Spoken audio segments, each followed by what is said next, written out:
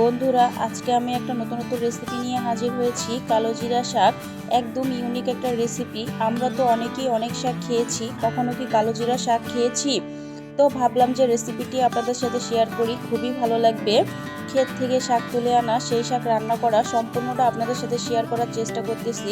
আসসালামু আলাইকুম, কেমন আছেন সবাই? হোপফুলি সবাই অনেক ভালো আছেন। তো চলুন আমরা মূল ভিডিওতে চলে যাচ্ছি। আমরা সবাই মিলে চলে আসলাম কালো জিরা শাক তোলার জন্য।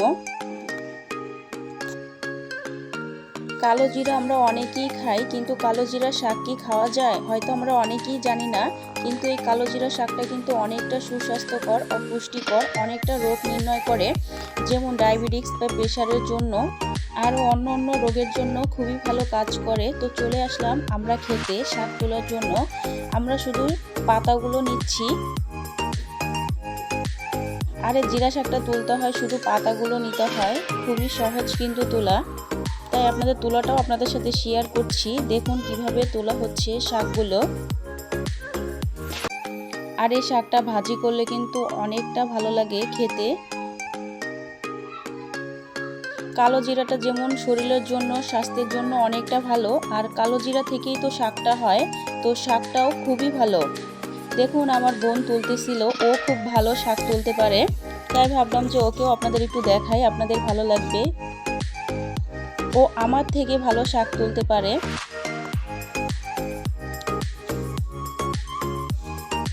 তো বলতেছে যে আপু আমি শাক তুলতেছি, তুমি আমারটা ভিডিও করো। তো আমি ওরটা একটু ভিডিও করলাম।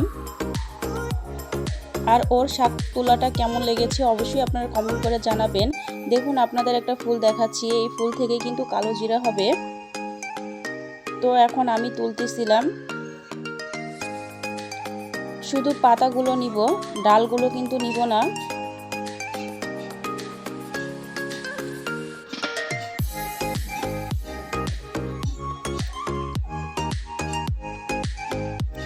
আর এই শাকটা কিন্তু পাকোড়া বা ভাজি বা তরকারিতে হালকা ঝোল করে খেলেও কিন্তু ভালো লাগবে।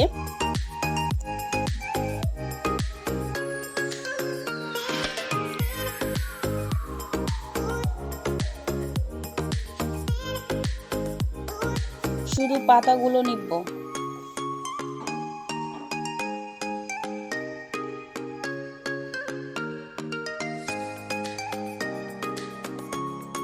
তো বন্ধুরা দেখুন কতগুলো শাক আমি তুলে ফেলছি। এখন এগুলো আমি ঝুড়িতে রেখে দিব।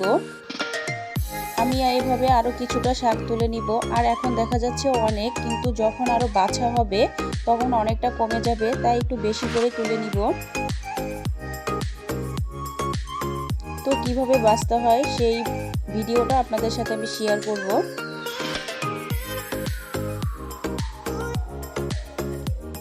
ভিডিওটি না টেনে সম্পূর্ণ ভিডিওটি দেখতে থাকুন, আশা করি ভালো লাগবে। আর এখনো পর্যন্ত যারা আমার ভিডিওতে লাইক করেননি, প্লিজ একটা লাইক করে দিন। আমি আরও কিছুটা শাক তুলে নিব। আর এই শাকটা কিন্তু মাথা নেওয়া যাবে না, শুধু পাতাগুলো নিতে হবে। তো আমার শাক তোলা হয়ে গেছে, আর শাক তুলবো না, এখন বাড়ি চলে যাব। তো এখন বাসায় চলে যাচ্ছি। আর দেখুন কতটা সুন্দর এই যে জিরা ক্ষেত, তারপর হচ্ছে ধনিয়া ক্ষেত, আপনাদের একটু দেখাচ্ছি। দেখুন কতটা সুন্দর, এই গাছ থেকেই কিন্তু জিরা হবে। তো আমরা বাসায় চলে আসলাম। এখন আপনাদের শাকগুলো দেখাচ্ছি। দেখুন কতগুলো শাক তুলে নিয়ে এসেছি। তো এখন দেখা যাচ্ছে অনেক শাক, কিন্তু যখন এই শাকগুলো বাছা হবে তখন কিন্তু অনেকটা কমে যাবে। আর এই যে বড় বড় যে ডালাগুলো, ওইগুলো হচ্ছে ফেলে দিতে হবে, শুধু পাতাগুলো নিতে হবে। তাই একটা সেনি প্লেটে আমি সম্পূর্ণ শাকটা ঢেলে নিচ্ছি, তাহলে বাছতে সুবিধা হবে। তো কিভাবে বাছবো সেটাও আপনাদের আমি দেখাচ্ছি।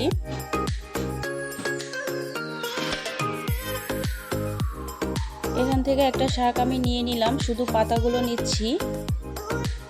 আর যে ডালগুলো, ওইগুলো হচ্ছে আমি ফেলে দিব। আর এই শাকটা কিন্তু এভাবে বেছে নিতে হবে। আর শাকটা বেছে যদি রান্না করা হয় তাহলে খেতেও ভালো লাগবে, আর শাকটা খুবই সফট হবে।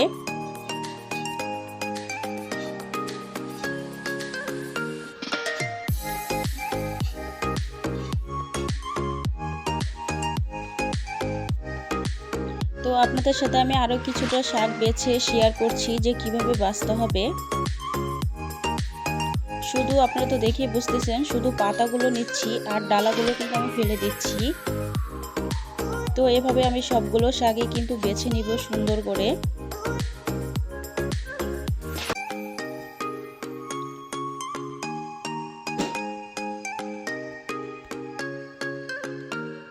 যদি কোনো নতুন বন্ধু হয়ে থাকেন প্লিজ আমার চ্যানেলটি সাবস্ক্রাইব করে দিবেন, পাশে থাকা বেল আইকনটি প্রেস করে দিবেন।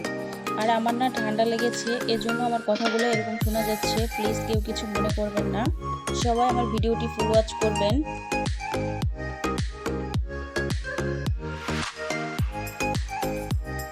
তো এভাবে আমি সবগুলো শাকই কিন্তু বেছে নিব, শুধু পাতাগুলো নিচ্ছি।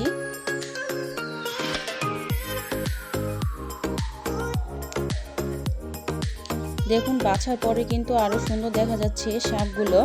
তো আমার সম্পূর্ণ শাকটা বাছা হয়ে গিয়েছে, দেখুন কতটা কমে গিয়েছে, শুধু পাতাগুলো নিয়েছি।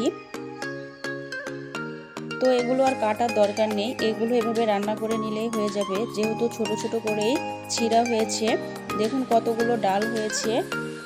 আর এখন আমি ধনেপাতা বেছে নিব এই জিরা শাকের ভিতরে দেওয়ার জন্য। আর ধনেপাতাগুলো জাস্ট পাতাগুলো নিব আর ডালাগুলো ফেলে দিব। আর জিরা শাকের ভিতরে যদি একটু ধনেপাতা বেশি করে দেওয়া হয় তাহলে কিন্তু খুবই ভালো লাগে। গাছ থেকে কিন্তু সিম পেড়ে আনা হয়েছে শাকের ভিতরে দেওয়ার জন্য। আর জিরা শাকের ভিতরে সিম দিলে কিন্তু শাকটা খেতে অনেকটা ভালো লাগে। আপনারাও দিবেন যখন জিরা শাক ভাজি করবেন। তো আমি হাত দিয়েই দুই পাশের গোটাগুলো ছাড়িয়ে নিচ্ছি। আর একটা বটির সাহায্যে আমি মাঝখান থেকে টুকরো টুকরো করে নিয়েছি, তাহলে ভালো হবে। এখন শাকটা দেখুন সুন্দর করে ধুয়ে নেওয়া হয়েছে ধনেপাতা একসাথেই। এখন শাকটা একটু হালকা সিদ্ধ করে নেওয়া হবে, তাই চুলায় একটা কড়াই বসিয়ে দেওয়া হয়েছে। এখন যে শাকগুলো আমি ধুয়ে রেখেছিলাম ওইগুলো আমি সবগুলোই দিয়ে দিব। সিমগুলো কেটে রেখেছিলাম ওইটাও দিয়ে দিলাম। আর পরিমাণ মতো কিছুটা লবণ দিয়ে দিলাম, পেঁয়াজ কুচি কাঁচামরিচ কুচি সবগুলোই আমি দিয়ে দিচ্ছি। দেখুন পাটকাঠি দিয়ে জাল দেওয়া হচ্ছে, সেটা আপনাদের সাথে একটু শেয়ার করলাম। দেখুন বন্ধুরা শাকগুলো কিন্তু সিদ্ধ করা হয়ে গেছে, তাই এখন চুলা থেকে নামিয়ে ফেলবো। কড়াইতে তেল দিয়ে শুকনো মরিচ দিয়ে হালকা করে ভেজে নেওয়া হয়ে গিয়েছে। এখন যে শাকগুলো আমি সিদ্ধ করে রেখেছিলাম ওইগুলো আমি দিয়ে এখন ভালো করে নেড়ে দিচ্ছি। এটা 4 থেকে 5 মিনিটের মতো আমি রান্না করে নিব, তাহলে আমার শাক ভাজিটা কিন্তু হয়ে যাবে। শাকটা আমার রান্না করা হয়ে গিয়েছে, তাই পরিবেশন করার জন্য একটা বাটিতে আমি নিয়ে নিয়েছি। বন্ধুরা তো ভীষণ মজার জিরা শাক ভাজি কিভাবে করতে হয় সেই রেসিপিটি তো আপনারা দেখেই নিলেন। আশা করি আপনাদের কাছে অনেকটা ভালো লেগেছে। এভাবে আপনারা বাসায় ট্রাই করবেন। আর হ্যাঁ, খেয়ে কেমন লাগলো কমেন্ট করতে ভুলবেন না কিন্তু। আর এই শাকটা কিন্তু অনেকটা সুস্বাস্থ্যকর, অনেকটা পুষ্টিকর, অনেক রোগ নির্ণয় করে। তো আমি আর কি বলবো, আপনারা তো জানেনই জিরার কিন্তু অনেকটা পুষ্টিগুণ আছে। সবাই ভালো থাকবেন, সুস্থ থাকবেন। আবারও আপনাদের সাথে দেখা হবে অনলাইনে নতুন কোনো রেসিপিতে। আর যদি কোনো নতুন বন্ধু হয়ে থাকেন প্লিজ আমার চ্যানেলটি সাবস্ক্রাইব করে দিবেন, পাশে থাকা বেল আইকনটি প্রেস করে দিবেন। Thank you for watching my video. Okay, আল্লাহ হাফেজ।